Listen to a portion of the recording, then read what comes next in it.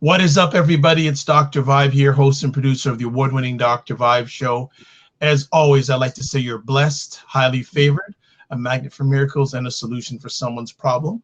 Do note that I am the award winner in the innovation category last year from the Canadian Ethnic Media Association Innovation Award winner. And this is the place of Epic Conversations, and I'm the host of Epic Conversations. And we have a friend.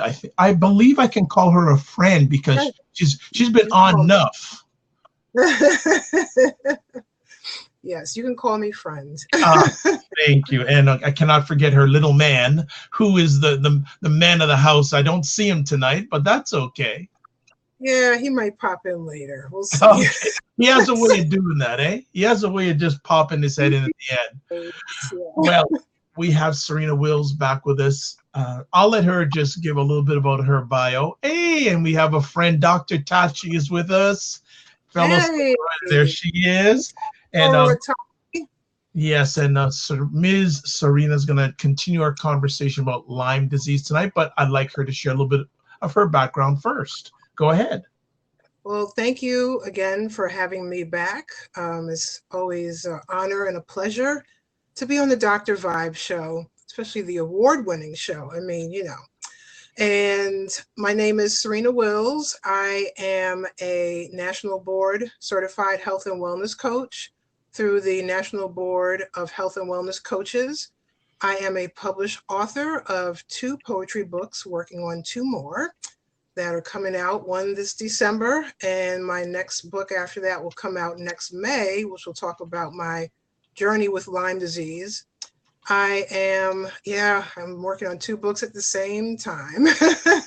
Oh, that's what you sorors do. You go over and above, right? All out, you know, and I am all out, you know, that's what we got to do. I am a loving mother to a now 8-year-old. He turned 8 last Monday. So I have an official 8-year-old, an official 2nd grader in the house. And I live in the Washington, D.C. area. I am originally from Jamaica, Queens, New York, born and raised. And I received my Master of Arts degree just last year from Maryland University of Integrative Health and Health and Wellness Coaching.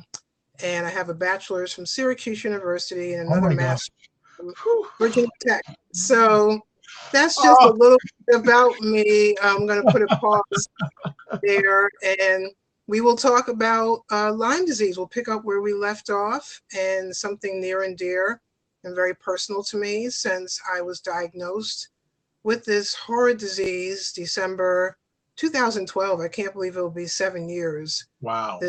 And actually next month was the month. It's always like that last week of September, I get a little depressed. That was the week where all the symptoms just started like coming out of nowhere. So It was September 2012, I got bitten, and there went the journey. That was the start of the battle. Well, before we go any further, we did hail where I come from, we hail up Dr. Tachi. So whenever Dr. Tachi comes on any of these epic conversations, whether she's watching or she takes a spot, I just want to tell everybody, make sure if you're available on Wednesday evenings at 5 p.m. via Instagram Live or 6 p.m. via Facebook Live and Periscope. Why did I forget Periscope? She hosts the livest online stream about media, tech, and pop culture, and she has one of her regular contributors and supporters right there, Serena Wills. They are like every Wednesday. Like I think Tachi gives Serena love because Serena love. It's in my calendar. Like I know that. Folks like, what are you doing Wednesday evening? Like, I'm free after 7. Well, 7:30 the latest. We can hang out after that. You just can't interrupt and make sure the boys' dinner's made before 6 o'clock, so I can just tune, because it is a live conversation, and we just have a great time on there. I love it. And happy anniversary again to Mediascope. Yes, celebrating 4 years. So looking forward to this Wednesday. Absolutely. Before we get into our conversation, continuing our conversation, just a little recap, just if you could share with our audience, what is not Lyme disease? And actually you have a question, especially with Lyme disease and summertime. Oh, yes. Yeah. So let's talk about Lyme disease first, and we'll get into more flow of a conversation. Okay. Well, for those who missed the last conversation or they're new to Lyme disease altogether, Lyme disease came around latter 60s, 70s in the United States, out of a town that was right on the outside or in Lyme, Connecticut. So that's where the name came from, Lyme. So not the lime you put in drinks, it's Lyme with a Y. I was bitten by a tick. So you get Lyme disease by being bitten by just a tick, a black-legged tick. And these ticks carry the bacteria, Borrelia, that can, transmit into your bloodstream, into your body, which is the Lyme bacteria, Lyme disease. It also carries a host of other things. And this tick can be microscopic. We're not talking a huge insect here. It could be as small as a beauty mark on your arm. And it could leave a mark. Mine didn't really leave an obvious mark. It looked like a mosquito bite, but the more obvious marks look like bullseye rashes. But it could also transmit viruses, fungi, and co-infections. That's what we didn't get a chance to talk about last time. And Lyme disease has a host of co-infections Lyme disease is bad enough by itself. Then you have these co-infections that can make it 100 times worse. It's, children, adults, pets, animals, anyone can get bitten by a tick. It is running rampant in the United States. We're at about 200 something thousand cases per year. And that's just those who know they have Lyme disease. There are a lot of people who are undiagnosed or misdiagnosed. I did some fact checking about Canada because that was a question before. Is Lyme in Canada? And the answer is yes. And it actually is on the rise in Canada, not to scare you, Dr. Vibe. But yeah, I looked up today and it's still low on the low end. Toronto in 2017 had close to 80 cases. Ontario had about 987. And in Canada as a whole, there are about 1,400 cases that they know of. Because like I said, Lyme, a lot of people can be undiagnosed or misdiagnosed because it does mimic other diseases and chronic illnesses. So it is on the rise in Canada. So, just folks be careful. It is summertime. So summer, you're out and about, your arms are out, your legs are out. A lot of folks are doing the nature hikes and the nature walks, and they're, brushing up against bushes and trees like I did that September 2012. And that's how I picked up a tick on my arm, was doing a nature walk with coworkers. Now the whole group of about 10, I was the only one bitten. So, on my right arm. But yeah, anything, with insect wise is on the rise when the weather is warmer. In the cooler months, later fall, winter, not as much naturally because it's cold outside, but you want to be careful if you have pets. I have one friend who didn't know her dog had ticks and, didn't have the flea and tick collar on him, and the ticks were transmitted to her because the dog likes to sleep in the bed, and the ticks get in the bed, and now she's sleeping in the bed, and there you have it. And it wasn't even summer or fall. So I want to make sure we are very, very careful. Well, and of course, you've already covered my first conversation piece in regards to summertime and Lyme disease. And we'll get to the co-infection piece. Another thing I want to talk about with this conversation, part two, is because people of color are darker skinned, is it harder for diagnosis or even thinking about you may have Lyme disease? With darker skin, like I said, it's hit or miss with the bullseye rash. But darker skinned people, sometimes you don't even know you were bitten by a mosquito until you're scratching your arm or leg. And the same with a bullseye rash, especially dark skinned people would not see that rash necessarily because it's a red circular rash. It looks like the Target sign, the store Target. But a lot of people don't get that bullseye rash. And that's one thing. And then the other thing is, like me, I was misdiagnosed about 10 times before I got the official diagnosis. So doctor after doctor was misdiagnosing me. And then luckily, when I did get to the doctor who diagnosed me, we did blood work, and she actually diagnosed me before the blood work came back. But my blood work came back highly positive. But there are what I call, what's actually out there is called false negatives. So you can have Lyme disease and your blood work can come back negative. And a doctor will write you off and say, oh, you don't have Lyme because your blood work was negative. Well, the bacteria can hide anywhere in your body, your tissue, the muscles. It can hide in your brain. So it doesn't have to necessarily be in your bloodstream. So that's the other trick to Lyme disease. This is a very smart bacteria. So. Okay, you mentioned something that you didn't before, and I'd like to get what's the bullseye rash? That is the when you get bitten by a tick, it leaves like how you get bitten by a mosquito bite. You get a little red bump on your arm. A bee sting, they have like their own signature, bump, unless you have an allergy to bee stings. Ticks leave this bullseye rash. So the bite is a red mark in the middle, but then it leaves this big circle outside of that bite. And it literally looks like the red Target sign at the store. That it looks like that on your body. And people with lighter skin, it'll come right up 1, 2, 3. But that's and it's not, sometimes you get it, sometimes you don't. I didn't get the bullseye rash, but a lot of people do. Okay. You mentioned you want to talk about the co-infections. Yes. Yeah. Those are Lyme disease is ugly in itself, but then we have these lovely co-infections that like to come along with it. So I got, tested for Lyme disease, came back positive. I also, contracted a couple of viruses from Lyme disease, but then I also battled 2 co-infections. So one went away. It's called Bartonella. It's also known as, a lot of people have cats. They say you can get it from a cat or fleas.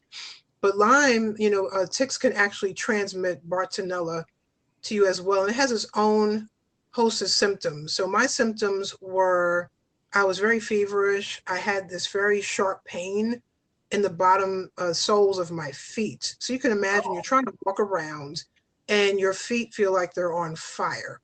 Then it also, a couple of the co-infections have similar symptoms. So it can also cause anxiety.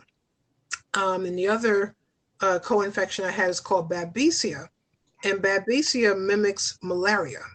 So some people think they have malaria and they actually have Babesia because they both are, they're almost mirror image to each other.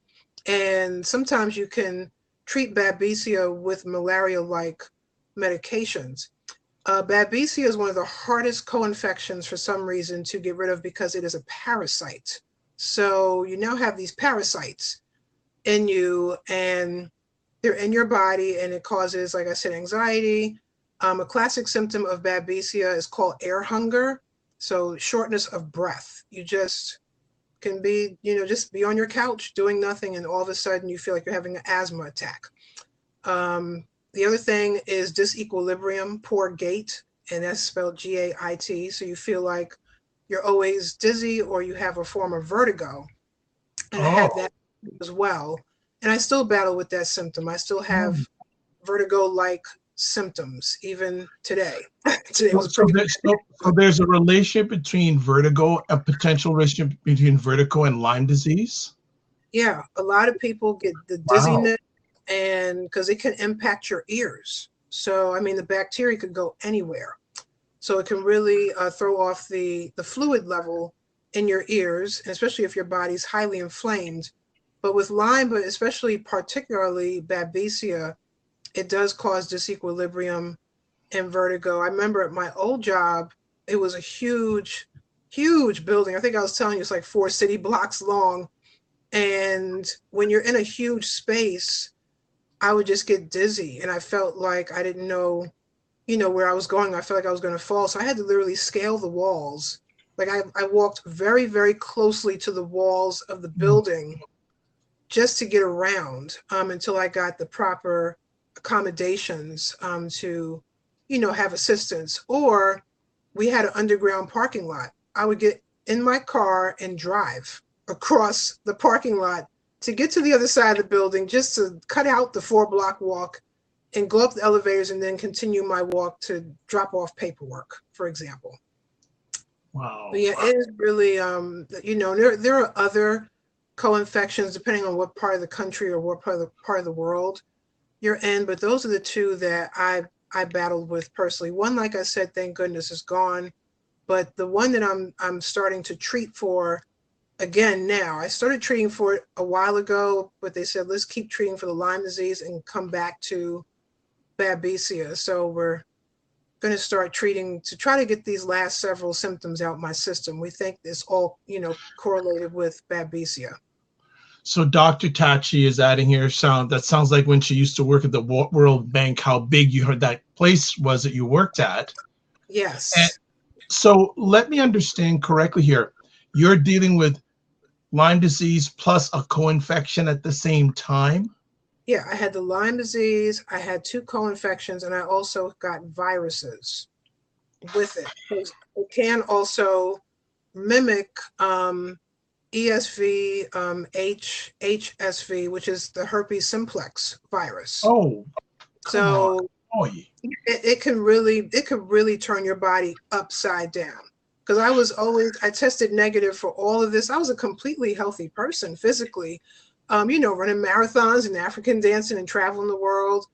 But it can also, give you viruses and fungi, and it could also increase your yeast production. So there's a thing called Candida, which I battled with too. And it's an increase of yeast, and too much yeast in your body is not good. So that's where the dietary restrictions came in. That's where the detoxification of my body came in, because you can treat until the cows come home. But if you're not detoxing your body, if you're not eating correctly, if you're not de-stressing, I had a lot of stress on me, you will never get well. So are you fighting both of these at the same time, or do you have to fight? Because the way you mentioned it, it sounded like you have to work on one and then work on the other. Am I incorrect in that? Yeah, it depends on the person. In my case, we worked on the Lyme disease first because it carried the most symptoms. And not just the Lyme, but we just worked on my overall physical and mental and spiritual, emotional health at the same time. Because going back to the last show, as I was telling people, I went through a lot of loss before I was bitten by the tick. I lost my sister in 2007. I lost my mom in 2010. I was blessed to give birth to my son in 2011. Became a single mom because I was rejected. So here I am battling heartbreak, and I had a very stressful job that did not appreciate me. So when I got bitten by this tick, it just manifested in ways unimaginable. So we tackled Lyme disease first. I have a cadre of doctors. So I have an herbalist that I work with and a naturopathic doctor that I work with. And those are the 2 right now, just taking their advice and just protocols. I'm going to start working and tackling this co-infection that has just been kind of hanging on for years. It just won't go away. A lot better. Like I tell people, by looking at me, you wouldn't think, I'm still battling something, but I tell people it's with anyone with any illness. You could look completely fine on the outside and be crumbling on the inside. I'm not crumbling, but I'm not back to my 110% self either. So. Right. Well, just want to shout out some people who are watching on Periscope. We've got you Foresight and Herbie's Hangout. And Herbie's Hangout, thank you so much for retweeting it to all your Twitter and Periscope followers. And on the Get Vocal platform, we have Big Bad Brad and also Elena. Again, as always, if you're on the Get Vocal platform, more than happy to come in, take a seat, ask some questions, add the positive value you always do during our epic conversations. And I'm monitoring also YouTube. So if any comments are there, we'll make sure that they get into the flow. Okay. I'm gonna ask this now, and maybe it's better to ask later, but I do want to ask this now. Hereditary. No. You have a wonderful 8-year-old son. Yes. Yeah. How much are you concerned, or should there be a concern, especially of the Lyme disease hereditary, maybe his chances being increased of him getting it? Well, luckily, and I tell people it depends on your body makeup. You can have the best genes in the world. And like I said, in my case, I was mentally and emotionally, spiritually crumbling from everything I went through. And luckily, it's just divine order. I had my son 13 months before I got bitten. So I did not pass on the disease to him, because that is also a fear of some women who have Lyme disease or healing from Lyme disease. Am I going to pass it on to my baby, in vitro? So, because that can happen, but I'm sure there are studies out there about hereditary, but it really is just basically, if he gets bitten by a tick. A lot of people get bitten by ticks and don't even contract Lyme disease at all. They don't even get the disease. So just depends on, which tick bites you, and just, your makeup, but I think he's a lot healthier than I was at 8. I'll tell you that right now. It's like when he gets sick, it's like, oh my gosh, like I was that child. I was I don't want to say sickly child, but every month I had either a sore throat, a strep throat, or something going on in the winter, or the flu, and thank God. I'm just thankful he barely gets ill. So I can already tell his genes he's a lot stronger than I was at 8. And he's also very athletic. Maybe that has something to do with it. I don't know. And then he has a father in that side of the family. So, but yeah, it's just, case by case. So I tell people, and it is sad to see children get Lyme disease, because, they're children. So there are children out there that are going to school and they're being treated for Lyme disease while still trying to go to elementary school, for example, or junior high and high school. Right. Just a comment here from you, Foresight, on Periscope. He says, and that is why illness has dragged on so long. We think just because we look good that we feel good, and that's not always the case. You got it. Yep, because you don't know what that person is going through internally. Absolutely. And just want to also shout out Alex from the Get Vocal team. Thank you for jumping in. And Alex is just sharing that this is also being live streamed on Facebook, and him and the Get Vocal team have streamlined the process to have Get Vocal broadcasts put on a number of different platforms. So thank you so much for making it. They simplified the process. So please, if you're wanting to do some live streaming, this is a great platform to do it, and you can broadcast it on a number of different platforms at the same time. So there's the Get Vocal plug. There we got it. We got it going on. So thank you so much. That is great. And let's move on. How has since you, like, I don't want to say this word, but has it contracted Lyme disease to now, how has the awareness and how has the dealing with it from the medical profession to patients changed, stayed the same, or gotten worse? I will say, here in the United States, because I know we have some folks here internationally like yourself, but state by state, there are more states that are more aware. I know New York State, for example, passed a bill about it's very recent, a year or two ago. They're making it so Lyme disease treatment is not looked at as something foreign. It is, they want people to be aware. They want insurance companies to pick up the tab more on treatments. So it's really, a great thing. I know in Virginia, I know the governor had a very, actually family had Lyme disease. So they were looking at writing some bills to not just make it aware, but so people can be treated for Lyme disease, because like I told people I was coming out of my pocket thousands of dollars a year, to the point where I took a loan out on my paid off SUV just to pay for medical treatment. Wow. So state, I know California is another big state. They're the ones that kind of have led, the trailblazers. And I mean, they have a lot of integrative health professionals on the West Coast in California and Oregon and Washington State that treat for Lyme disease. Arizona is another big place. So it is becoming more, people are starting to know what it is more. There's more awareness. There's still a lot of work that needs to be done, especially since the disease is very tricky. And like I said, it mimics so many other diseases, and there are these false negatives.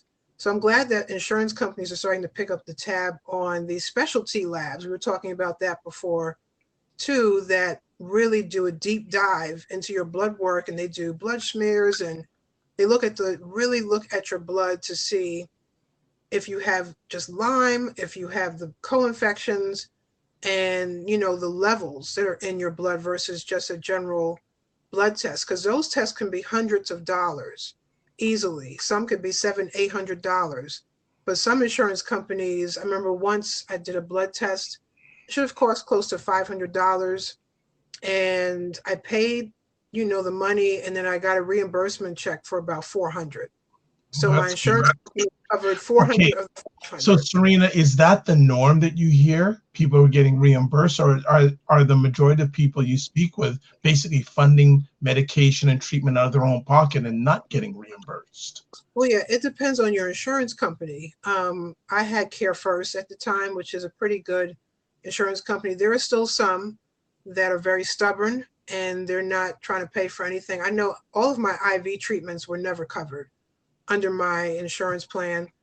There are still, people that are coming out of their pocket thousands of dollars. There are these beautiful integrative health medical centers. There's one in Arizona, the Envita Center, and it's beautiful. But if you don't have the money to go there, people are taking out loans as if they're getting houses just to get treated for Lyme disease still. So that's still the battle that we're having, is getting everything covered. You might not get everything covered, but people shouldn't be going broke to get better and get well, because a lot of the treatments like mine, I didn't do just medications. A lot of my treatments were IVs with vitamin IV infusions and food grade peroxide.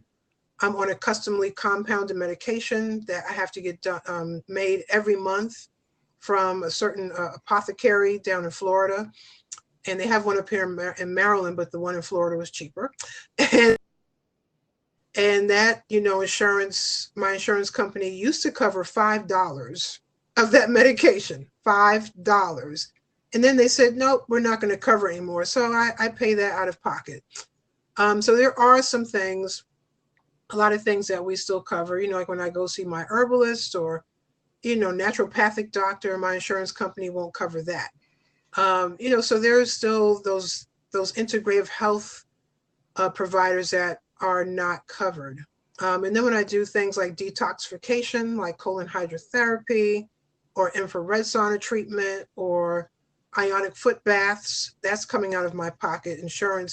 Some insurance companies are starting to cover those, but a couple are not.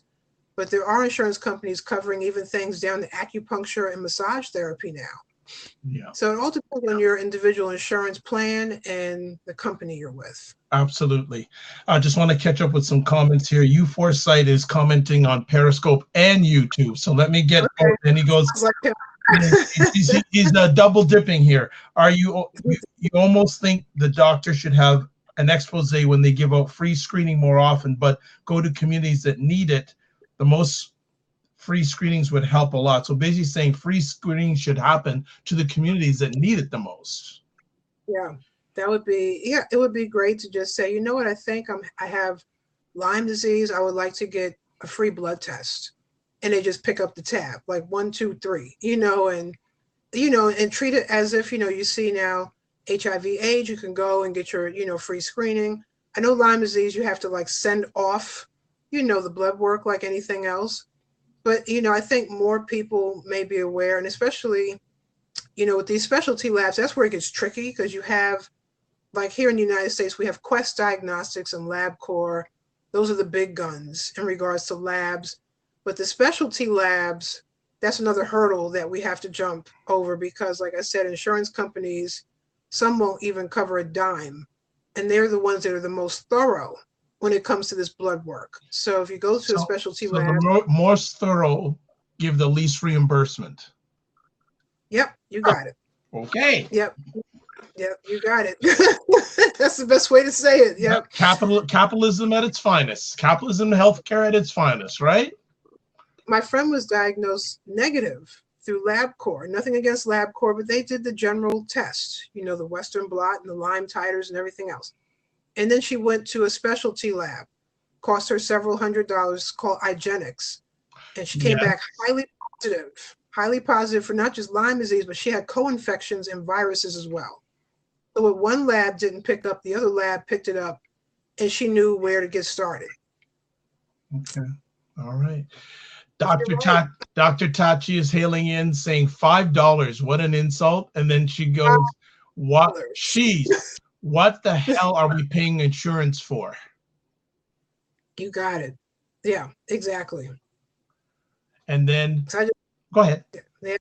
No, I write that medication off on my taxes. So my taxes, I think you could write up to, you have to have like at least, I think, $2,000. You could write up to $2,000 off, which is also a gimmick because easily one year I had almost $6,000 in medical costs that I paid out of pocket. And then the IRS just kind of cuts you off at a certain, like, okay, you can only write off this amount and the rest, I guess, just falls to the wayside. But yeah. Well, and I just want to update here. We got now people watching on Periscope, Facebook, Get Vocal, YouTube. So it's all over the place. People come. Thanks for the support and the love. Please feel free to make comments. With you, I look at yourself. You are more highly knowing of the state of the union when it comes to Lyme disease. My concern is the average person doesn't have this knowledge. No, they don't. And I'll give like a lot of props to my integrative health doctor, Dr. M. I will call her that. She's based out of DC. She's the one that kicked off. She had books on Lyme disease on her bookshelf in her office. She didn't say, oh, go to this website, go here. She grabbed a book off the shelf and said, here's a book. Here's a booklet. I want you to start learning about what the disease you have. And she said, but we're also going to learn about how you can heal internally. And she was the one that really kicked off me just doing a lot of in-depth research. And as well as the herbalists and the naturopathic doctors I just made sure I asked every question I could. I knew which organizations to do research through because you can't trust everything you see online. So there are some very highly reputable organizations I went to and, just in the know with other Lyme disease groups. There's a conference every year and just try to stay in the know. But like you said, it's not something average. The average person is not going to just know what Lyme disease is. And that's why I make it my mission, like I do with GYN and ovarian cancer, to make people aware, because there's not enough. The average person should know about this. Right. Okay. All right. Makes sense. How do you feel? Do you feel the medical profession is more proactive now in regards to treating Lyme disease? It depends on the doctor. There are still doctors writing it off as something else, misdiagnosing patients for something else. And there are some in the medical field that are very proactive, like my doctor. The blood work wasn't even drawn yet. And she says, I think your symptoms they're mimicking Lyme disease. Because she said, you have been misdiagnosed, she said, with MS, lupus, ALS, asthma, pneumonia, the list goes on. And she said, you don't have any of these. I really think you have Lyme because it can look like all of those and then some. And then she said, let's do the blood work. Then we did the blood work. No, but she was one. She is, I won't say she's rare, but doctors like that are a gem, and I'm thankful that she has a lot of younger people in her practice because she wants to pass the torch eventually and educate them. But there are a lot of doctors, I believe they are educating themselves more on Lyme disease, but there's still too many that are not, and they're not taking Lyme disease seriously at all. So let's get some great thought process from here. If you feel that you have Lyme disease, if you're speaking to anyone in our audience here live or on the replay, you go to your doctor. What should you be telling your doctor, and what should he be looking for? He or she be looking for. Well, the one thing I tell people is I have journals I have lists of symptoms. So when these symptoms started snowballing, I wrote a list out. I said, okay, let me just write these symptoms down because they're just unusual. And they just were slamming me, just coming out of left field. So when I went to each doctor, I had my list of symptoms, and we're talking pages of symptoms here, not like 5 or 10 symptoms, but at one point I had like 34, 35 plus symptoms. And the doctor that would only have me in and out for 10 minutes, I never went back to them. I'm like, it takes you more than 10 minutes to read my pages of symptoms and to talk to me. Right. So that's the thing I tell people is you want to, I always tell people, look at their ratings. Thank God there are ratings now. To go on there, see if they know what Lyme disease is, call in advance, see if they treat, yes, you can treat for chronic illnesses such as, cancer and AIDS and things of that nature, but do they treat for, Lyme disease? Do they treat MS patients? Do they treat lupus? Do they treat, those kinds of diseases? But you really want, when you sit down with that doctor, you will know. I mean, it's just between the body language, if they're really taking you seriously, are they taking notes as you're talking? Are they going to say, like my one doctor, it took her a couple of weeks before she realized, I think Serena has Lyme, but she really took a lot of notes. Every time we spoke, this woman took pages of notes, would then go back to her notes and research what we said in the conversation and look at past patients. So she looked at other patients that had similar symptoms to me, and that's when it dawned on her, I really think Serena has Lyme disease. But you want to make sure you have your list of symptoms. You want to have your medical history. Like I went in there and told them I was training for my 6th marathon, and now all of a sudden I can't walk on my left leg. What is going on with my body? My left leg was going weak. I was having dizzy spells. I couldn't breathe. I had muscle twitches and spasms and chest pains and pains in my rib cage, and doctor after doctor. It took several weeks to get to doctor, but it really, I'm glad that I finally got to her through a referral. I think I told you last time it was a referral through Groupon. My friend found her on Groupon. Yes. And said, Serena, I have this great integrative health doctor. I think you should see her. And that's another key thing. If you can get a referral from friends who have great doctors, I would go with them because they already know that doctor, and if they're coming highly referred, then go for it. Okay. But sometimes I didn't know really what Lyme disease was. I had heard about it, but I didn't know what it was. It's interesting, and you mentioned something interesting too, that you did a lot of documentation. Can you hear? You did a lot of documentation, correct? I can't hear you. Okay, we can hear you. I think there's something. Yeah. Okay, let's see. Talk now. Hello, testing 1, 2, 3. Okay, I think. Okay. No, it's all right. We work through it. No problem. We're gonna work it out. Yeah, we work. Yeah, Soros and Dr. Vibe work it out. You know what I'm saying? Okay. Then you mentioned also something that I'm sure a lot of people don't do is document. You journaled what was going on. Yes. Yep. What made you start doing that? Well, I'm already a writer. So, that was just key. And I just have journals laying around my house just because people give me journals every year for my birthday. You should see the stack of blank journals I still have yet to write in.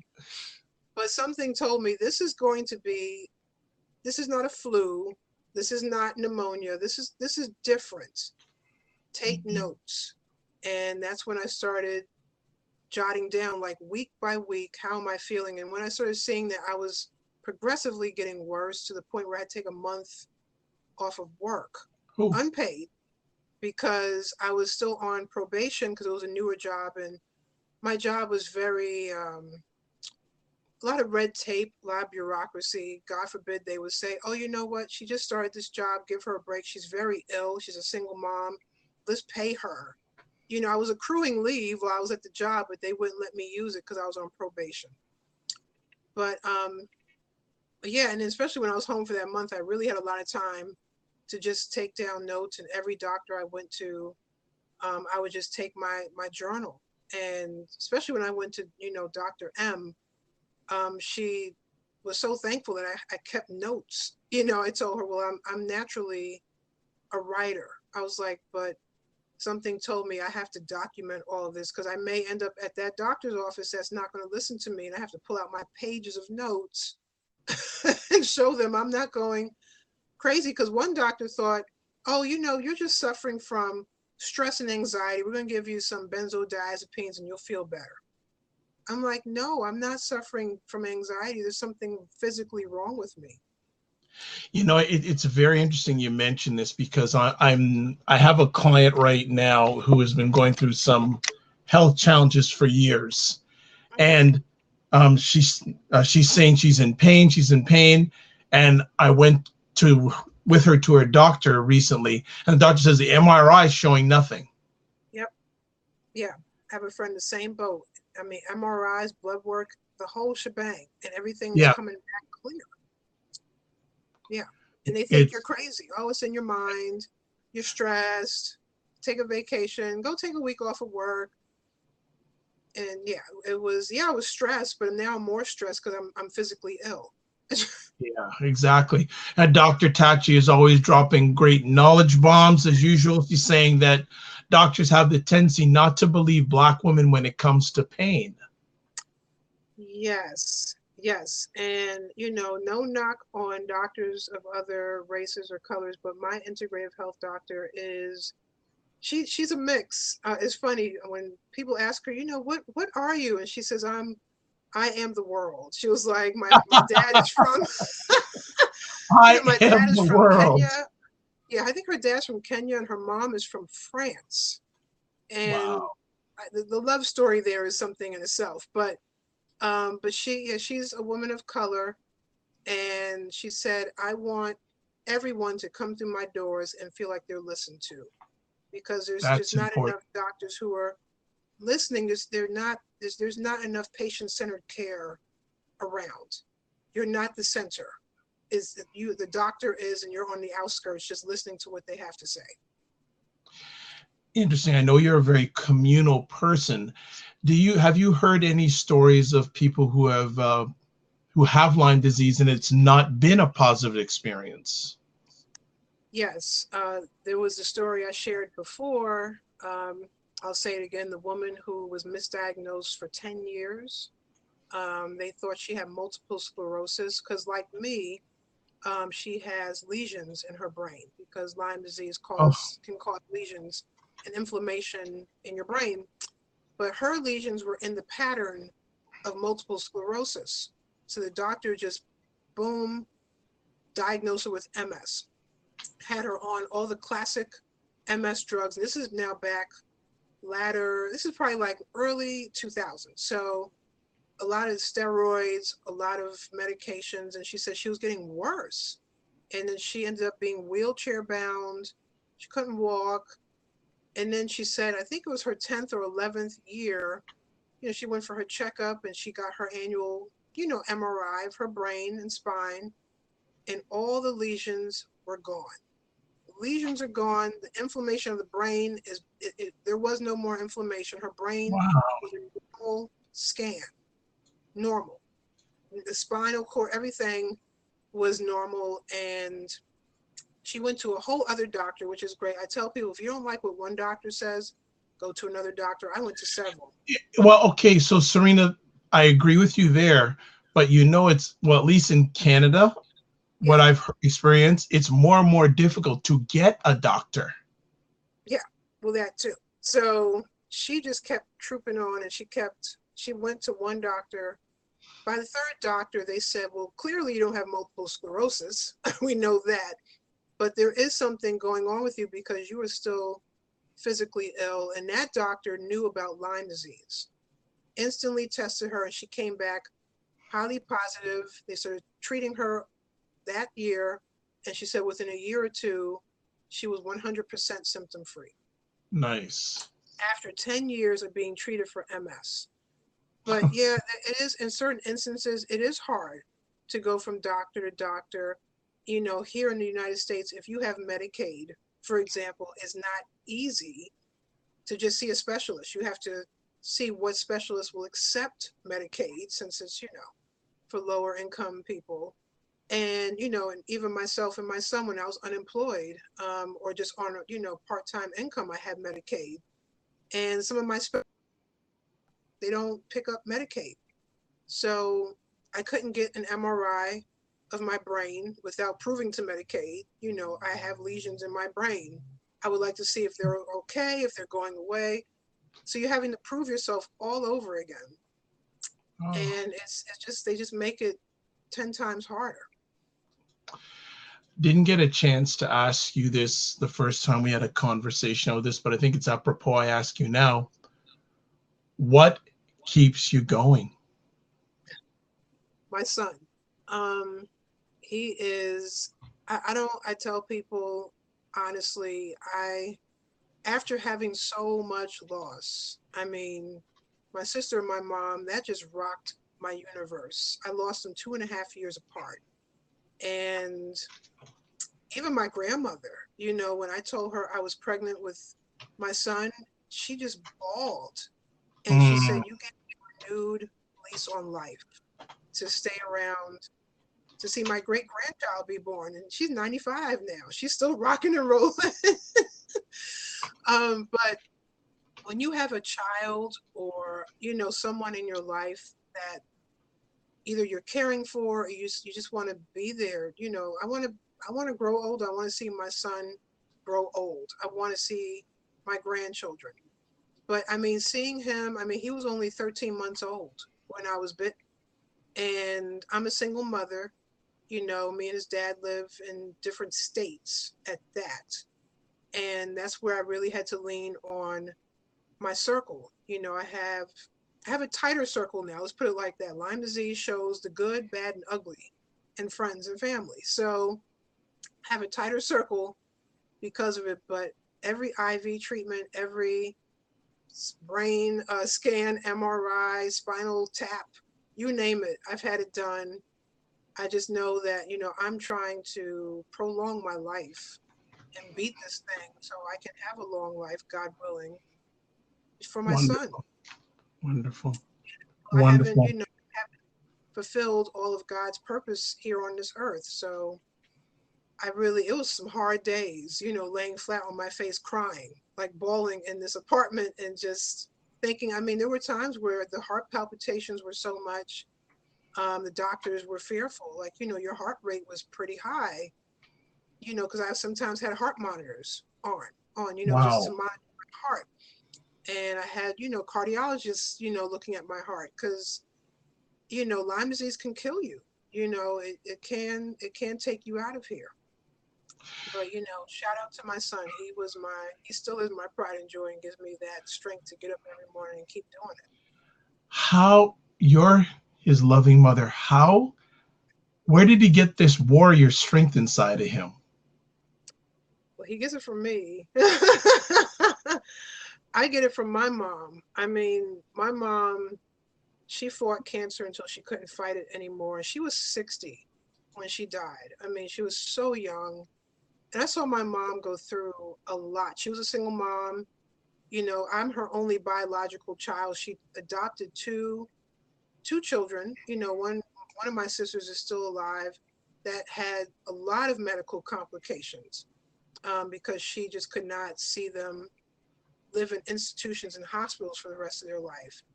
And she has this spirit like no other. My grandmother has been through so much loss. I mean, she lost all her siblings. She's one of six.